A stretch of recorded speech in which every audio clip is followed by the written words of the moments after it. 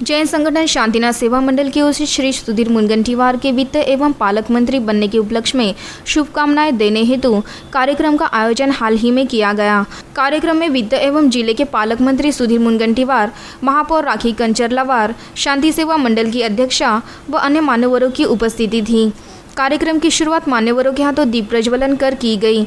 मान्यवरों का पुष्पगुच्छ से स्वागत हुआ। मान्यवरों के हाथों जैन संगठन शांतिनाथ सेवा मंडल के लोगों में भेंट वस्तुएं प्रदान की गई। जिले के पालक मंत्री सुधीर मुनगंटीवार को जैन संगठन शांतिनाथ सेवा मंडल की ओर से स्मृति चिन्ह देकर सम्मानित किया गया।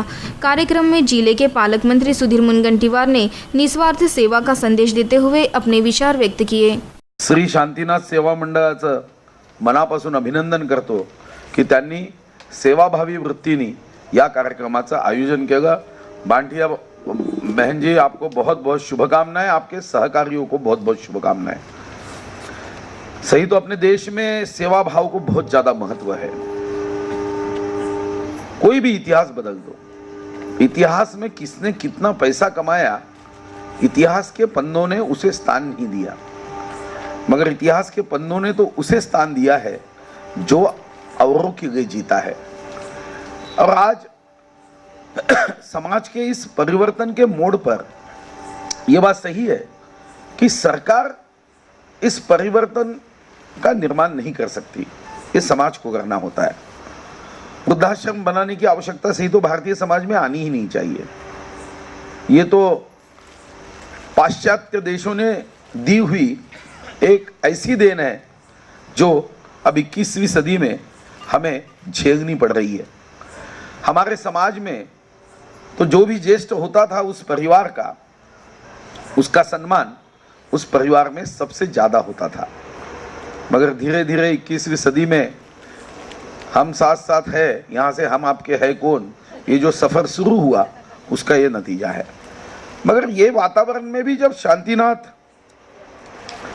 शांतिनाथ सेवा मंडल जैसी संस्थाएं है काम करती है, और ये बात सही है कि मैं ये विश्वास से बता सकता हूँ, मैं 20 साल से विधायक के नाते काम करता हूँ। कई सेवाभावी उपक्रम मैंने भी किए, पार्टी की ओर से किए, मेरे श्यामा प्रसाद मुखर्जी की ओर से किए। मेरे एक बात ध्यान में आई, जब आप निस्वार्थ भाव से 2 हाथ लोगों के सामने मदद के लिए ले जाते हो तो कुदरत भी हजारों हाथ आपकी ओर मोड़ देती है। और ये कुदरत के हजारों हाथ, यह अनुभव मैं कर चुका हूँ।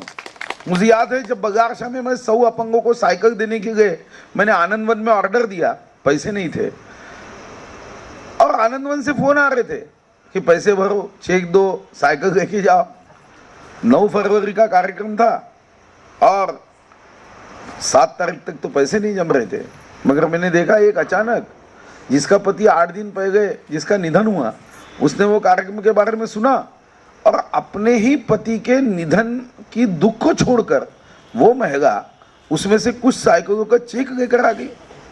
मुझे अच्छा लगा, मगर मुझे इस बात का अभिमान भी हुआ, ये तो भारत के संस्कृति में है, ये भारत के माटी में है।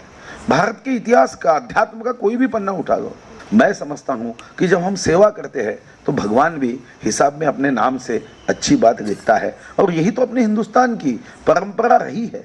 इस परंपरा को आगे बढ़ाने के लिए जो संस्थाएं काम करती है उसका तो मैं अभिनंदन करूंगा ही।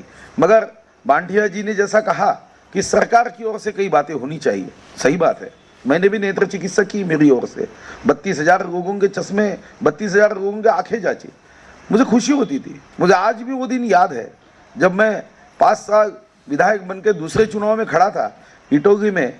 जब मैं गया तो एक 10 साल के बच्चे के हार्ट का उसको छेद हुआ था और गरीबी की वजह से वो कुछ नहीं कर पा रही थी।